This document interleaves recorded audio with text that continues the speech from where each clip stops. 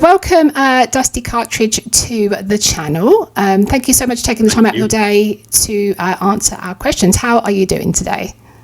I'm doing very well, yes. So the first section is to do with your retro gaming collection. So your TikTok bio mentions, welcome to Retro Heaven's 1,000 games and 100 game consoles. Can you share more about your collection and what inspired you to start it? Yeah, good question. I don't know where you got that. I do know where you got that bio from, but I'm thinking the accounts moved a little bit on from that now. So I was thinking to myself, where actually is that bio? Because when I started the TikTok account, it was very retro game orientated, and yeah, I've got thousands of games and hundreds of consoles, and core blimey, I started collecting retro game. I've always been into gaming and I've always enjoyed it. Mm-hmm. And I think it was around 2017 I had that resurgence with Game Boy, because my very first Nintendo item was a Game Boy in I think it was 1990. I got my very first boxed Game Boy. So I've got amazing childhood memories of getting my very first Game Boy. And something happened where I'd seen something online about a Game Boy and the multi-carts. And do you remember the multi-carts that would have, 10, 20, or some of them would have 100 games on them, but they were just the same game, like eight different games just repeated with different names? I do, yeah. I'm that old. You remember them? And you'd get them from Spain. So I don't know what happened. I'd seen something somewhere and I thought, do you know what? I should get a multi-cart, and play it. And then it just fueled from there. The next thing I know, I'm on the Facebook groups and the Facebook Game Boy groups. And I'm getting sucked back into, wow, I think I need to relive my youth and start collecting, or just buy one or two games. And I think what happened is I can remember the day I sold my Game Boy, and it was at a car boot sale in an area called Thornton by Liverpool, where I was living at the time. And I can remember it to this day. It was a car park in a school, and I remember selling the Game Boy with the games for like 15 quid. And that must have been around 08, 09. But I kept the boxes. I found the boxes, and I had the boxes. So I think when I kind of got back into, do you know what? I should get one of those multi-carts, and get one that's got some decent games on that I used to play. And then next thing I'm like, I should get the games for the boxes I've still got. That's still cool though. Cool. And then it just spiraled out of control for the next 8 years. But that was pretty much my resurgence back into collecting gaming. It was the Game Boy, and that was where I started to build the collection I've got now, and it all orientated around the Game Boy. And then as I got into it, I started to realize, look at all these different Game Boys that were brought out when I was maybe 20 and not really into, when I was in my 20s, I was too busy going out clubbing, drinking and getting drunk and chasing after girls. So gaming wasn't a thing for me. I kind of moved on from that, and I was trying to build my career. Mm-hmm. And then and so yeah, I just got sucked back into it, really. And that was it. It's reliving my youth. As you do, I think, in your 40s or late 30s at the time. You want to start pedaling backwards with your age, don't you? Oh, I know. I feel like that now. So from looking behind you, then, how many Game Boys do you actually have in total? Probably 60 or 70 different Game Boys. Oh my word! Yeah, because that's what I was saying when I got back into looking at gaming. I looking at Game Boys and got back into, and I was like, oh my god, look at all these Game Boys and editions that I missed when I was kind of not really into gaming as much. That's where I was going with the conversation a second ago, where I kind of lost track. But and then I was like, oh my god, look at all these cool things. Look at all these different region Game Boys. God, they brought out. There was, 8, 9 different colours of Game Boys. So, well, I'm going to have to buy every colour.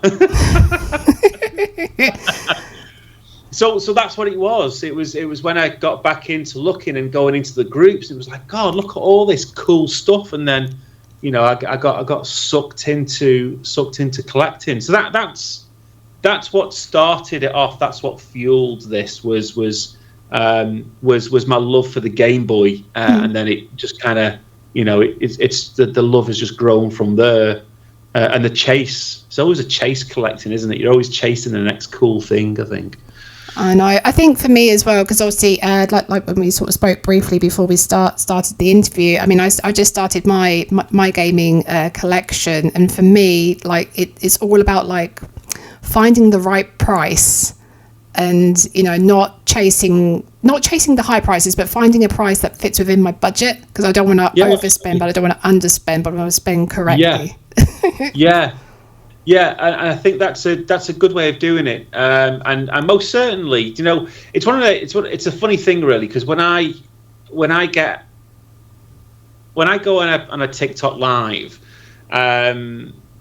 because mostly people really know me as doing car boots and charity shops and kind of retro hunting, really retro buying. But as you pointed out at the start of our convo, the account really was more retro gaming related. Hence, the bio that you had a snippet of before. So when I'm out and about doing lives at car boots or charity shops or just out and about, people don't get to see the collection. And then when I do a live from here, people go, oh, you're actually people that don't know me, but people that know me know I've got a big collection. And I do feature it in my channel. Not so much in the TikTok, but more so in the YouTube, because the YouTube, I want to make more retro gaming related, really, in the long form videos. But people always ask me, a little bit like what you've just said there, what's your most expensive game? But that's a really common question. What's your most expensive game? What was what cost you the most? But very much like you, buying an expensive game does nothing for me. It doesn't do anything for me. I'd rather have, and even just buying anything expensive for my gaming collection doesn't really do anything for me. I don't go out my way to find something really expensive. It's more of, do I like it? Can I afford it? Is it not too much? Am I getting a bit of a deal? Will I see this again? It's that kind of mentality that goes through my mind when I'm collecting. So probably maybe a little bit sounds like what you do now. It's you kind of rationalize everything, and then if it fits, it fits. But I won't just go out and buy a 600 quid game because it's a 600 quid game. That really does nothing for me. It has to be emotional. I have to be emotionally connected to the item to want to buy it. Does that make sense? It does, yeah. I mean, I was looking for a game the other day, so here's probably a pretty good example. So let's talk about Silent Hill 3, which is on the PS2. I'm pretty sure it's probably on another platform. So here's the thing. So like I had a look on CEX, and it's under, I think it's called like the PS2 rarities, for example. It's under triple digit price. However, when you go on to eBay, people don't ever have a buy it now. They've always got it listed under a bid because they know that game goes for a lot of money. So when I was shopping around for it, I thought, do you know what? I'm not gonna lie, I have to emulate it because I can't afford it. So it's super expensive. Yeah. Well, they've gone. The price of gaming's gone out of control, hasn't it? At the end of the day, yeah, I mean, they're expensive to buy, but that's been the natural progression of people wanting the item for their collection, and then people holding them in their collection and then you just get to the kind of supply and demand scenario, really, don't you, where all these people are buying them and then just holding them in the collection, and then there's less out there to buy, which I think fuels the price a little bit more. I can't even remember last time I actually placed a bid on something on eBay. I always tend to just find the buy it nows and wait, and when someone lists it at the right price, I'll try and buy it. It can be. Yeah, you can lose yourself when you're bidding for stuff that you want. You forget. You have to sort of bring yourself like, no, I can't afford that. Stop bidding. Okay, cool. Right, so moving on to the next question. So this is the second one. So it's called Favorite Finds. So among the numerous items you've discovered at car boot sales and charity shops, which ones stand out as your most memorable finds? Favorite items I found most recently. This. Oh, wow. Oh, a Game Boy Color. Oh, that's so cool. Game Boy Color game, but for you Game Boy fanatics, this is, and if you notice, it's very similar to my logo.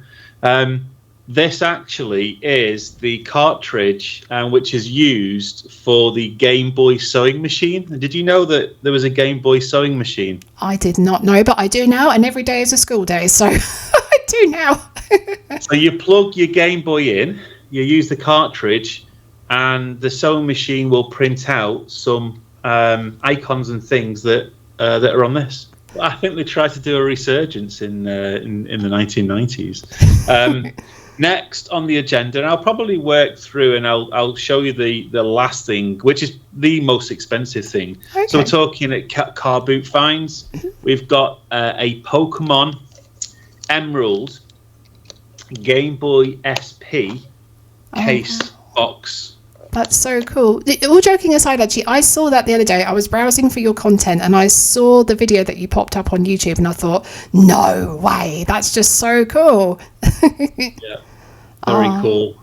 Well, it's got rust all over it, so it's here and out and ready, because there was quite a few people that had recommended different ways to get rid of the rust. So I wanted to do a video and go, which way was the best? So that is on the cards. This was picked up last year. It's just retro game related. You know, it's just, if you're from the 90s, you'll remember that there was loads of these kind of Japanese and Chinese knockoff games. This is actually Tetris.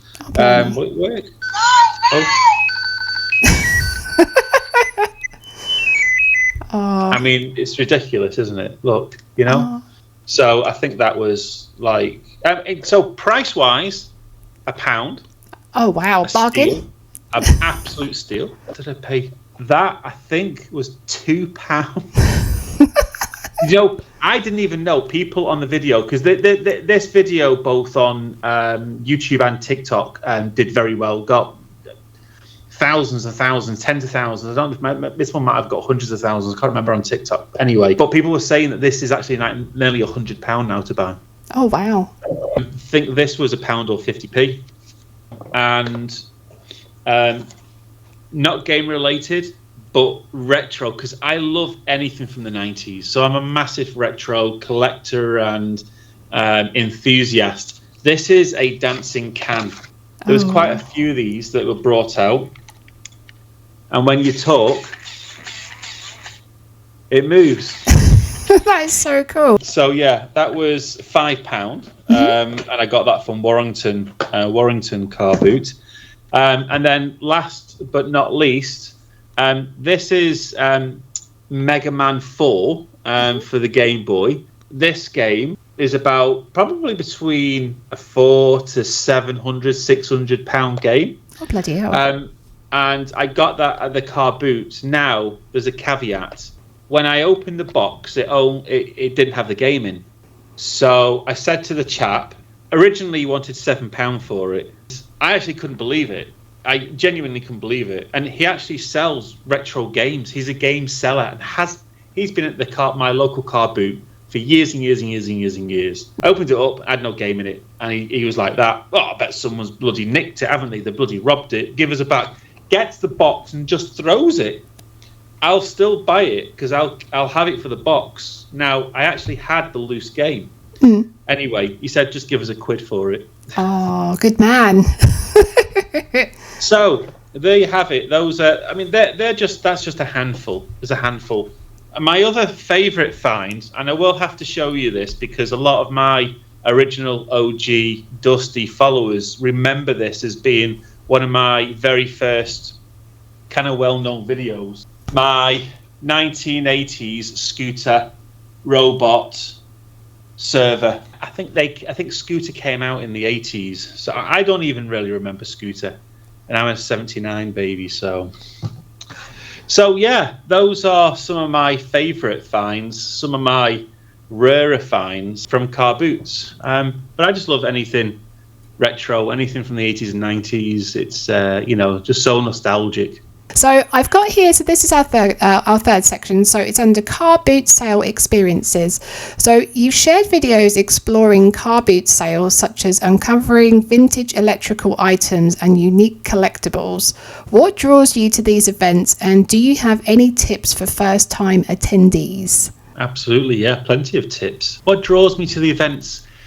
Well, I mean, car boots are a great place to find weird and wonderful things that just you can't get on the high street anymore. But also cheap stuff, deals, isn't it? That's why do people go to car boots? It's because they want to get a bloody deal. That's it. But with the old electronic things, I think just going back to the whole 80s and 90s retro kind of resurgence, I just love that stuff from that age. From those years, I love like this, the way that the design is. It's just so 90s, isn't it? At the end of the day, and it looks so good. I mean, of course, everything was always bloody built a bit better them days as well, wasn't it? Really, I think they put a lot more effort and thought into it. They were experimenting with things, and I think when you get a little bit older, you do want to kind of relive your youth a little bit. I think you want to drink from what do they call it, the fountain of youth. I think you get to a point where you want to relive some of that. So I think finding those items, kind of helps you access those memories of being young. So that's what draws me to them. And in terms of tips for your viewers, look, there's one main tip, and get there early if you want to get the good stuff, and especially more so nowadays. And I do a bit of reselling now, and that's just the way my account has grown. And what I've done as well, because I've got a lot more free time on my hands now, and I've always enjoyed going to car boots and wheeling and dealing, and I've had my own businesses for kind of 20 years, so I'm kind of used to buying and selling and operating the business side of things like that. But there are a lot of full-time resellers, and I'm not a full-time reseller really. It's more of a part-time hobby kind of thing, and it helps me find these cool things and create content. But you've got to get there early, because there's a lot of people like me and the full-time resellers that get there early. So your biggest tip really is get there, as soon as it says you can arrive, and in some cases earlier, because there are car boots that say buyers to arrive at a certain time, but the reality of it is a lot of the resellers and other people know you can get there an hour or 2 hours earlier. So yeah, get there early. Take plenty of cash as well. I've come a cropper before now where I haven't brought enough money with me, and I've found a load of, one specific time there was a load of retro gaming stuff. And there was one, and I didn't know there was one game in there, and it was Streets of Rage 2 on the Master System, which is a 350 quid game. Now, luckily enough, the seller put them to one side, and I said, look, can I nip home, get some more money and come back and give you, and buy it off you. Luckily enough, he kept it to one side for me. I actually didn't know that game was in there, but when I got everything home, because it was quite a good deal anyway, I just went, okay, didn't have enough money, already bought a load of stuff, and then came back and we did the deal. So make sure you take plenty of money, because you don't want to miss those opportunities where, you find someone that's got, enough stuff that may break, your budget for the day. Take a little bit more, and don't be afraid to negotiate as well. I get crucified by the trolls for bartering. There is nothing wrong with, what do they call it in Life of Brian? Haggling. Haggling, yeah. Okay, cool. So the next section we've got here is charity shop adventures. So in your content, you've highlighted experiencing like participating in charity shop tombolas and finding branded items like a Prada mug. How do these experiences influence your content, and what advice do you have for others looking to explore charity shops? Well, so really, even though I'm I say I'm a gamer, I'm not really a true gamer, not like you.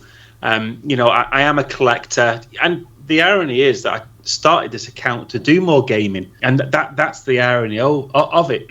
But I enjoy the retro. I enjoy the charity shop hunting and the car boot hunting.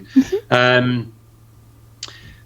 I'm also a content creator, so I suppose when people ask me, are you a reseller? Not really, no. I'm a content creator that resells.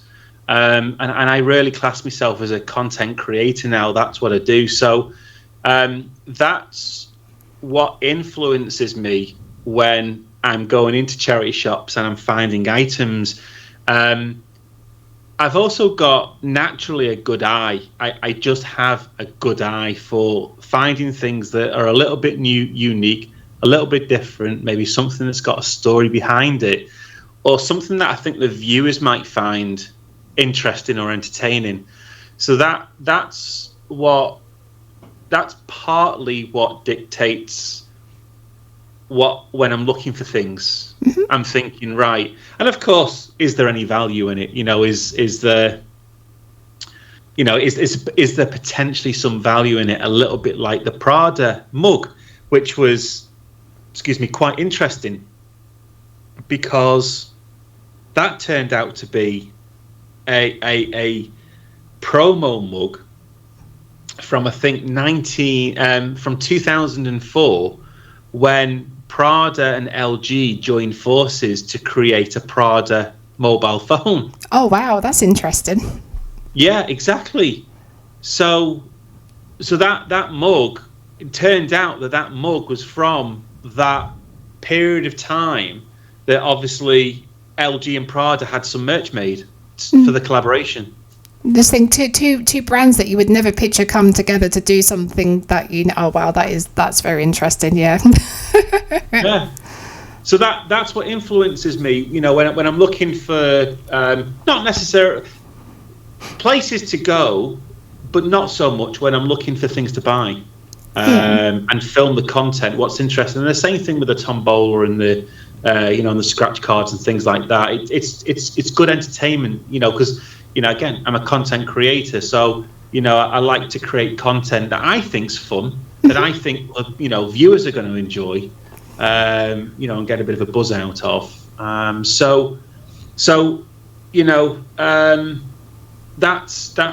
what influences me from that point of view. In terms of tips for viewers, just check as many things as possible. For instance. I picked up 2 of these recently, ironically enough, 2 recently, and they're Seiko Oxford thesauruses for crossword puzzles. Oh, cool. And they just look like a 1990s calculator, like that you wouldn't think has any value at all, but they sell between £30 and £80. Oh wow, that is really interesting. And you can easily pick them up for like £1, 50p. I picked one up from 50p at a car boot a couple of weeks ago, and I got one from a charity shop for £2. Oh, that's really good. That's really good. So tips are just don't ignore. Just check things, check them out. If it looks old and it's techno, I think anything that's older technology related that's got a good brand like that, Seiko. Because Seiko make the watches, then, and it's from the 80s and 90s, the likelihood is it could be it could be worth something. And just go rooting. Have a good look. Have a good route. And find the charity shops that don't overprice things, because there are charity shops that sell things very reasonably, because it's for them, it's just turnover of goods. The British Heart Foundation get a lot of flack for overpricing items, and there's a few other charity shops that get a lot of flack for overpricing items. So there are expensive charity shops that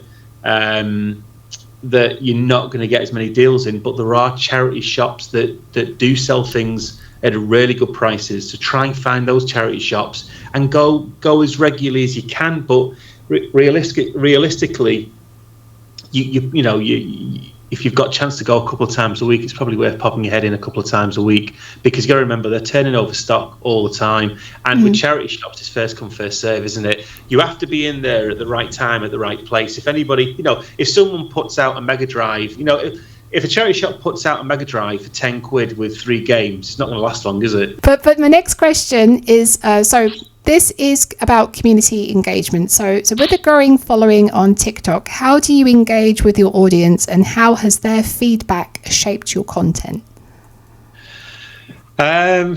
Wow. Engaging with the audience is really trying to understand what content works, and what content what content they engage with, kind of from an engagement point of view, will make me create more content similar to that or of the similar genre.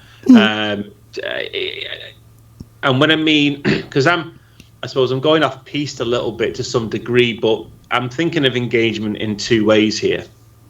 One engagement where I try and reply to as many comments as possible, and engage in conversation as far as I need to on the post, because I do think engaging with the community from a comment point of view, is important, because I don't think there's anything better than getting a reply from a creator. I think over the years when I've had one's always replied to me, so I've always had that in the back of my head, thinking it's nice to get a reply from a content creator, and especially if they've took the time to comment or ask a question.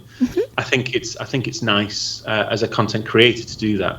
So what motivated you to start sharing your retro gaming passion and treasure hunting adventures on TikTok? But also, simultaneously, have you faced any challenges in content creation, and how have you overcome them? So, I wanted to share my collection, and I just wanted to produce fun content on retro games, and actually play more games. So that's what motivated me to start sharing my content. And then I did a live at a car boot once, and it was really successful. And I thought, oh, this is good. this is a really good way to grow my account. I'm getting really good engagement. It's really fun. I'm enjoying it. I'm enjoying building the community and having the chats live. So kind of that's what's motivated me to grow the account to where it is now. But like I said, it kind of started off showing the collection off, and then I went into blimey, just through that game, through the side of the room, and then I went out into the wild and thought, right, let's go and find some games at a car boot. and then before you know it, I'm doing a couple of lives a week at car boot sales, and then before you know it, I'm buying bloody anything. So it kind of just spiraled out of control, but the account was growing really fast. So I've tried to keep up with the pace, and that probably leads me to the challenges, really. Keeping up with the pace. Being a content creator, coming up with the ideas and creating the content all the time, it's a full-time job. it is full time, and yeah, keeping up, especially with the car boots and the charity shops going live. It's very time consuming. Not only on the live, but coming back and then editing the footage and getting the content out and trying to come up with the ideas and the edits and how to edit it and where what to choose, what part of the live. But a lot of my content comes from the live, so I do a live and then I'll cut out the best bits from the live and then they become the content. So a bit like a highlight reel, so to speak. Yeah, it's a highlight reel, but it's also fits two purposes. Yeah. Because not only am I live and creating my community and growing the account, it's also creating my content for me organically. The last question is about your future plans. So, wow. Are there any upcoming projects or themes you're excited to explore on your channel? And how do you envision the evolution of your content in the coming years? Good question. Looking forward to the future. The TikTok and YouTube will be slightly different to some degree. I think TikTok, as long as the kind of charity shop car boot content is performing quite well, I think stay on that track. Just I suppose I want to go off piste to some degree and come up with some kind of fresh ideas for the TikTok channel, but as long as it's performing the way it is, for me, the future is mostly just really trying to find fresh, unique content that I think people are going to enjoy. So it's the idea is there, and I've got it in my head, and probably not articulating it incredibly well. But I think like with the TikTok and like anything similar to that, and I always relate it to kind of business really. It always needs to evolve and grow, and you have to be ready for the shifts, or have to be ready to try new things. And I do try new content on that platform to see if it sticks a little bit. But yeah, I'll come back to TikTok again when I've got my brain a bit more engaged in trying to kind of, verbally explain what I've got going on my head. In terms of YouTube, what I don't want YouTube to be, and what I've realized now over the past few months, because I've only really been growing the YouTube channel properly for the last 3 months. So we're coming up to about 4,500 subscribers, which I'm really proud of. It's grown really fast. There are 2 number goals that I've got for each channel. TikTok, I want to get to 30,000 minimum by the end of 2025, with an accelerator to 40 to 50 if the account starts growing as well as it's growing now. And YouTube, my kind of number target is 10,000 subscribers, and I'm averaging about 2,000 a month on TikTok and about 1,000 a month on YouTube. At the level I've got now, so I know that both targets are achievable. So it'd be nice to be 30 on TikTok, 10 on YouTube.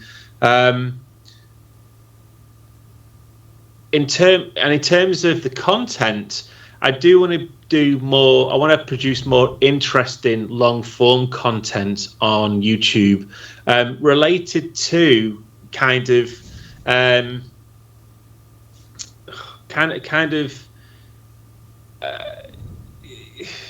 I want to keep it reselling business orientated, but also retro game related on YouTube. So that will be a theme on there, where TikTok is mostly car boots and charity shops. And I do want to make a transition at some point on there, but because that channel started out as the retro gaming channel, like I say, it's a lot harder to hit that. It's a lot harder to grow on TikTok with that